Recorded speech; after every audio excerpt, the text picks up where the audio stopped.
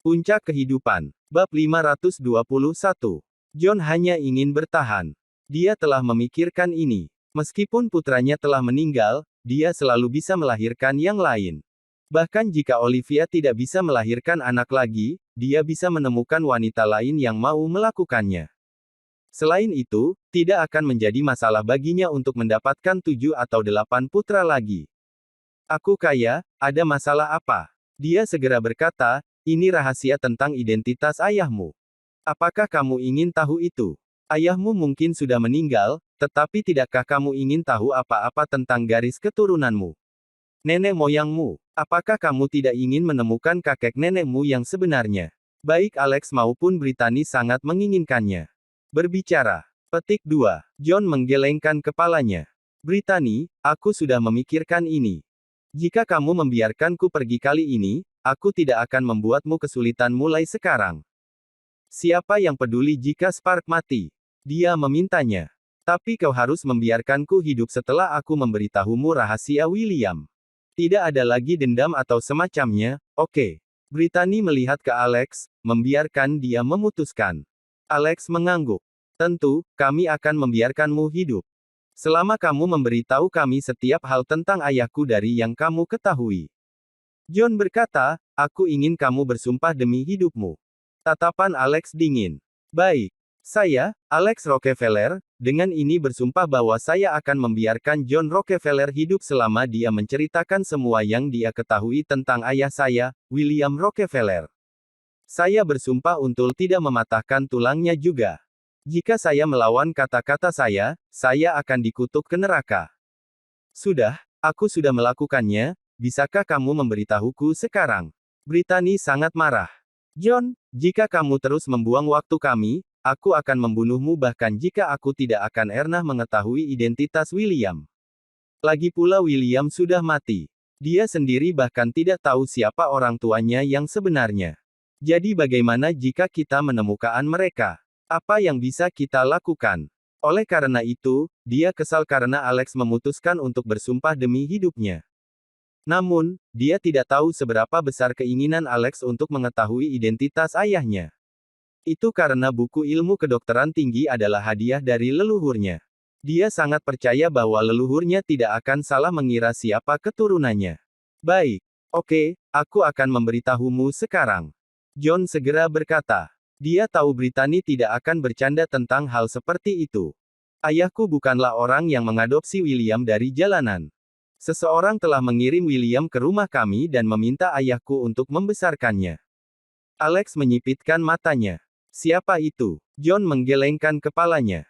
Aku tidak tahu jelasnya. Tetapi aku mendengar dari ayahku bahwa orang itu telah menyelamatkan hidupnya sebelumnya. Saat itu, orang itu berkata mereka akan meninggalkan ayahmu di sini dan kembali untuknya 10 tahun kemudian. Mereka bahkan meninggalkan kami sejumlah besar uang bersama Lionton dan batu giok. Namun beberapa dekade berlalu dan orang itu tidak pernah muncul, seolah-olah mereka menghilang begitu saja. Setelah mendengarkan ini, Alex dan Brittany saling memandang. Sesuatu seperti itu benar-benar terjadi.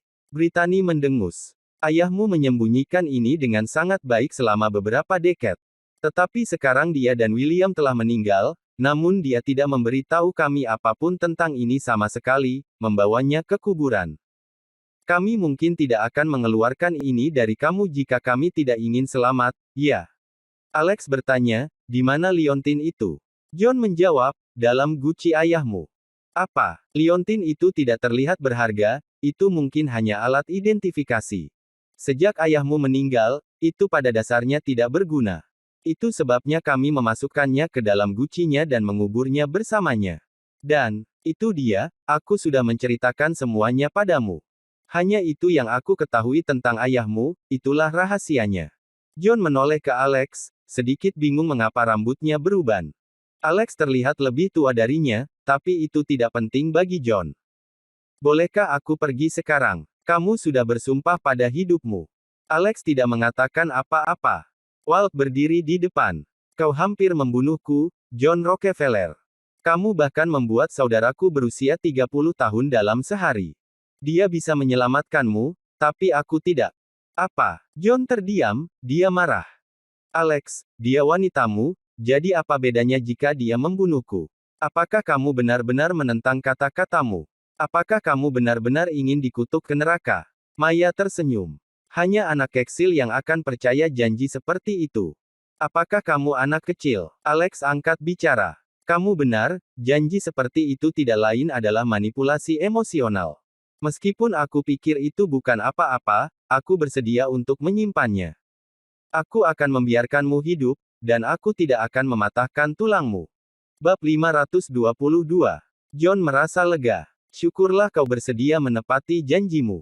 Petik 2. Namun, Alex kembali angkat bicara. Tapi kamu menyewa pembunuh untuk menangkap ibuku dan membunuh keluargaku. Yang lebih buruk adalah kamu memiliki fantasi menjijikkan terhadap ibuku.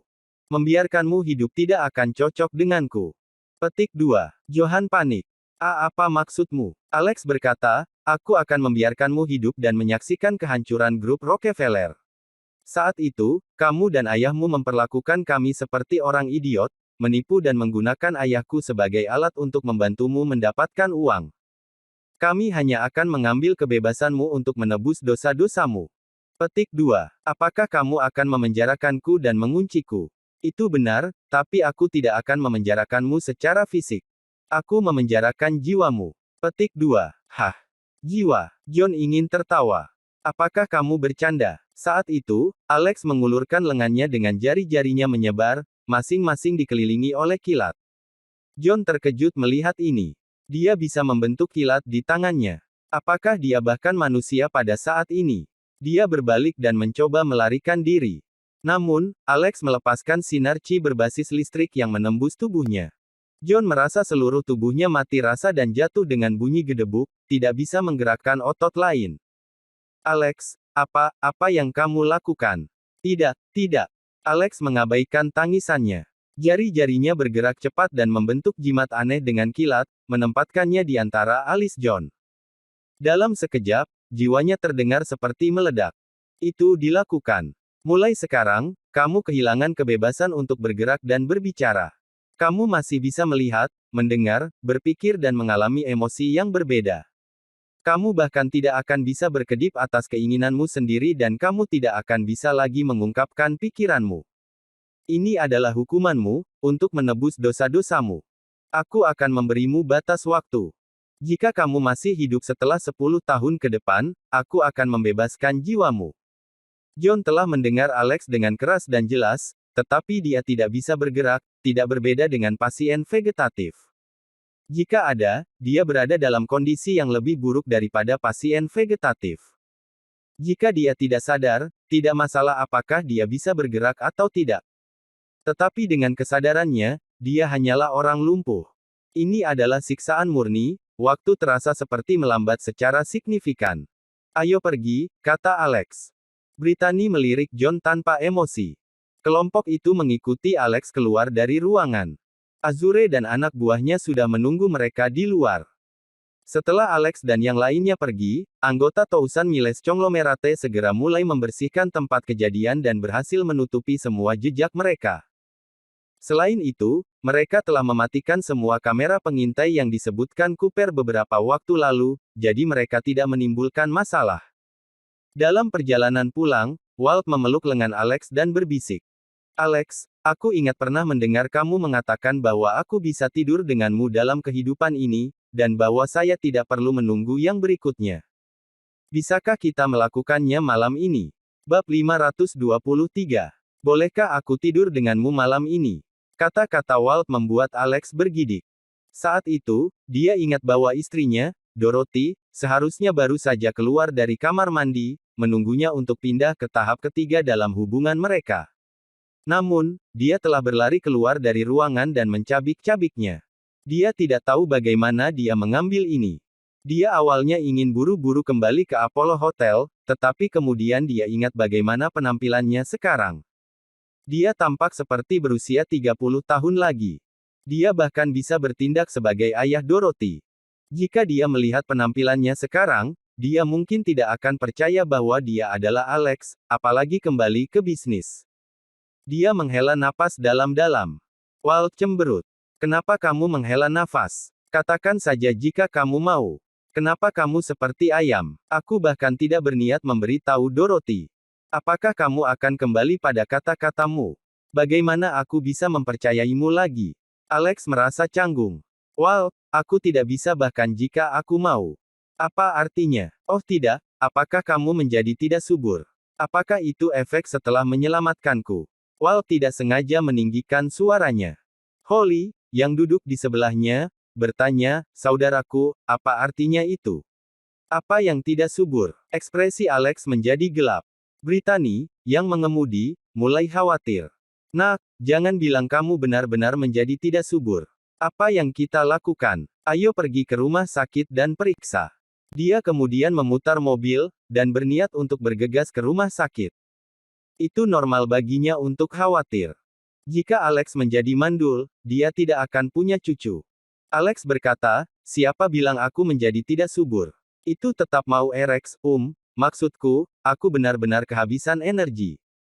Aku perlu banyak istirahat atau yang lain pasti akan ada efek setelahnya. Jika saya benar-benar menjadi tidak subur di kemudian hari, maka aku akan selesai. Alex merasa sangat canggung. Bajingan, seluruh mobil ini dipenuhi wanita namun kita sedang membicarakan ini. Aku tidak tahu malu, tahu. Walt membungkuk dan berbisik ke telinganya. Aku akan menunggu sampai kamu mendapatkan kembali energimu. Alex terdiam. Alex segera mengambil kembali ponselnya dan menelepon Dorothy begitu sampai di rumah. Ketika panggilan itu berhasil, Dorothy sangat marah. Alex, apa yang terjadi? Bagaimana kamu bisa keluar seperti itu? Aku telah mengambil langkah pertama tetapi kamu melarikan diri pada menit terakhir. Apakah kamu ingin tidur denganku atau tidak? Jika tidak, katakan saja. Alex ditempatkan dalam posisi yang sulit. Dia awalnya ingin memberitahunya bahwa dia harus buru-buru pulang karena Walt terluka parah.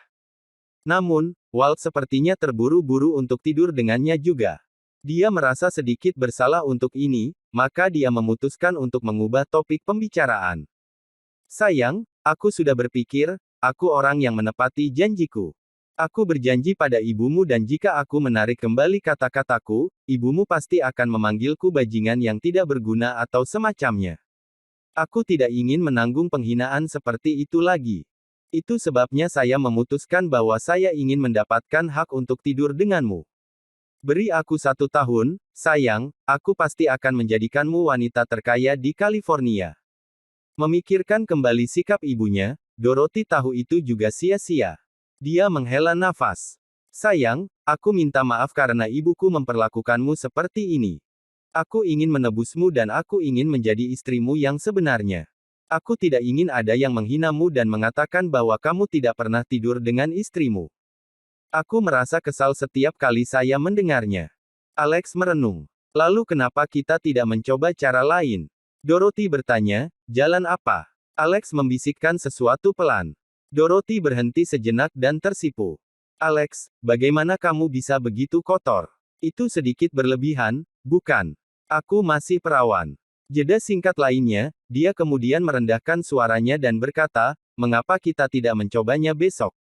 Alex merasa senang dan gugup secara bersamaan. Besok aku tidak bisa. Aku harus kembali dengan ibuku ke Michigan. Kami harus berurusan dengan beberapa hal yang melibatkan perusahaan, jadi aku harus tinggal bersamanya selama beberapa hari.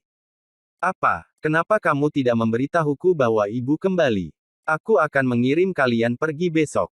Tidak, tidak perlu. Ibuku masih marah padamu. Jika kamu melihatnya sekarang, kamu hanya akan berbicara dengan dinding bata. Aku akan membuat kalian berdua bertemu di lain waktu. Baik-baik saja maka. Dorothy merasa sedikit takut memikirkan Brittany. Dia tidak ingin melihatnya jika dia bisa. Itu adalah malam takdir lainnya. Beberapa keluarga bahagian sementara yang lain sedih. Bab 524. Azure telah membawa anak buahnya dari Tousan Miles Conglomerate dan membersihkan semua mayat di Rockefeller Manor. 1 jam setelah keberangkatan mereka, Carol dan yang lainnya kembali sadar. Hanya dalam beberapa menit, seluruh keluarga telah berkumpul di ruang tamu. Apa yang terjadi barusan? Aku tidak tahu. Listrik tiba-tiba padam. Kemudian kepalaku sakit dan aku kehilangan kesadaran. Aku tidak tahu apa yang terjadi setelah itu. Petik 2. Aku juga. Aku juga. Yah, itu aneh. Apakah kita dirampok? Saat itu, Natalie bergegas keluar dari kamarnya juga. Setelah bangun, dia segera menyalakan laptopnya dan memulai streaming lain. Penggemarnya memberitahu dia bahwa orang bertopeng menjatuhkannya dan keluar dari streaming. Lalu dia dapat mengingat bahwa dia bertemu dengan seseorang yang mengenakan topeng iblis dengan sosok seorang wanita.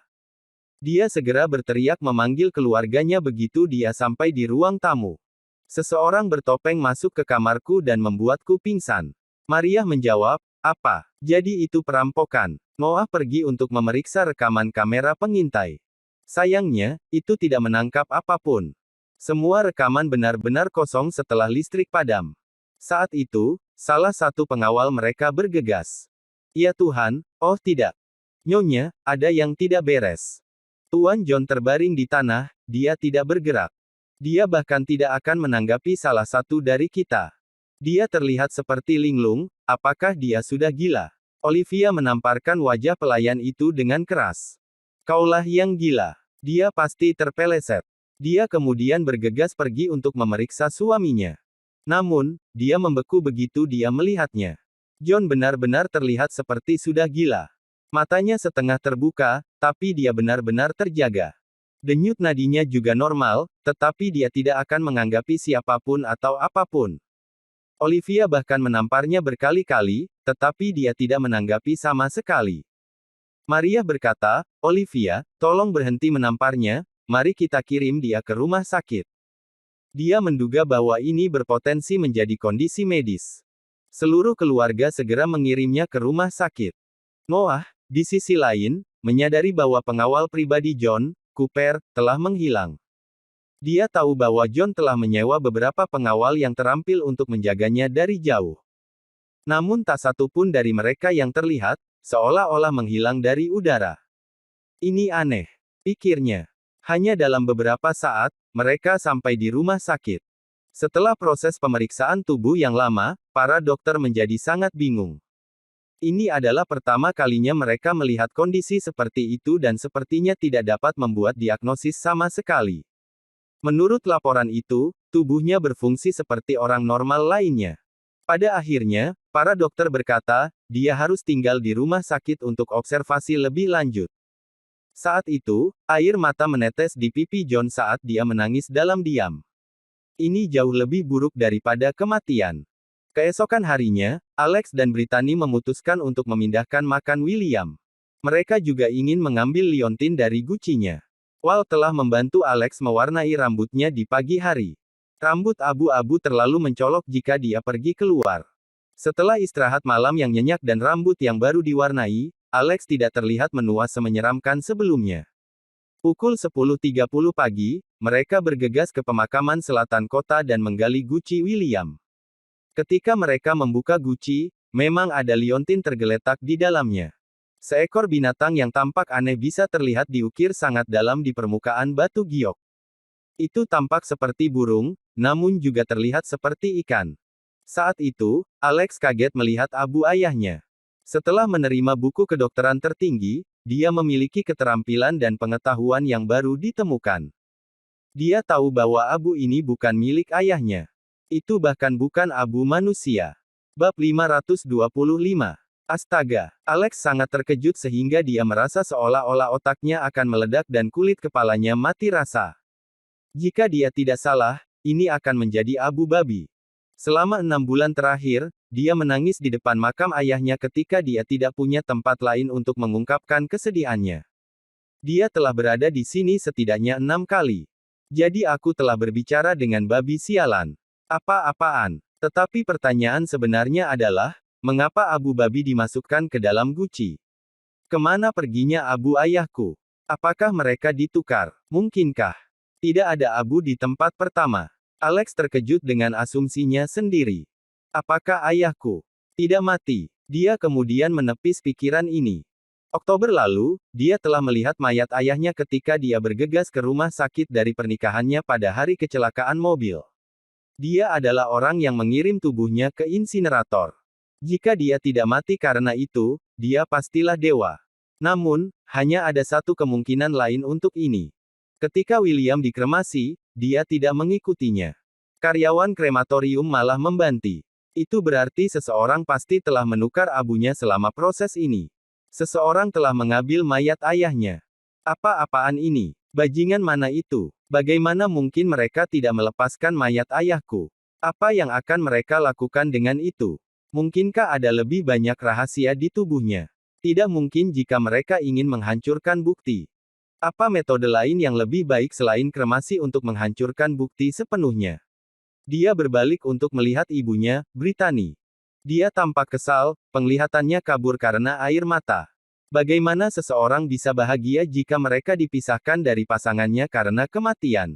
Merenungkan untuk waktu yang lama, Alex memutuskan untuk tidak memberitahu ibunya kebenaran tentang abu palsu. Butuh banyak waktu baginya untuk menerima kenyataan bahwa suaminya telah meninggal. Dia khawatir dia akan memberinya harapan palsu, hanya untuk menghadapi kekecewaan yang lebih besar pada akhirnya. Dia mungkin tidak bisa menangani guncangan mental lagi. Jika dia berjuang dengan depresi atau hancur, akan sangat disayangkan jika dia menjadi gila karena emosi yang begitu kuat. Melihat ibunya menangis tak terkendali di depan guci abu babi, Alex tidak bisa merasa sedih.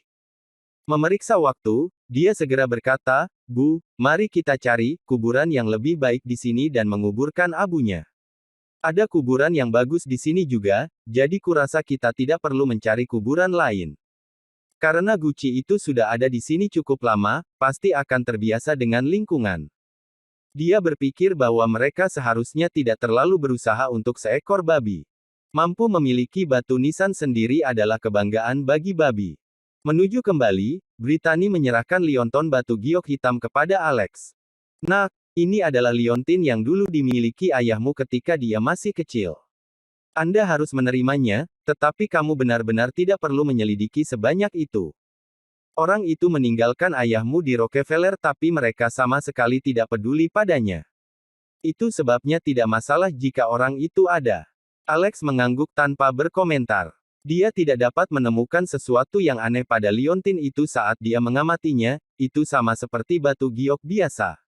Jika ini dijual di pasar barang antik, tidak ada yang mau membelinya juga. Siapa yang mau memakai liontin batu giok hitam? Terlebih lagi, ukiran gambar tidak menjadikannya sebagai jimat keberuntungan. Gambar ini hanyalah sesuatu yang tampak seperti burung dan ikan. Mungkinkah ini proyek ukiran yang gagal? Jadi itu digunakan sebagai alat identifikasi belaka nanti. Mungkinkah ayahku menjadi anak cinta orang kaya? Apakah dia kemudian dilupakan oleh mereka? Pikiran Alex ada di mana-mana, tidak mungkin baginya untuk tetap tenang. Pada akhirnya, dia hanya memasukkan liontin itu ke dalam sakunya. Tidak lama setelah mereka kembali ke Maple Villa, Keith dan Michelle datang mengunjungi mereka dengan membawa 5 kotak besar. Brittany dan yang lainnya sedikit terkejut ketika mereka bertanya-tanya apa yang ada di dalam kotak itu. Namun, Alex tahu bahwa itu diisi dengan ramuan tradisional yang mahal dan berharga. "Halo, Tuan Rockefeller. Halo, Nyonya." Bersambung.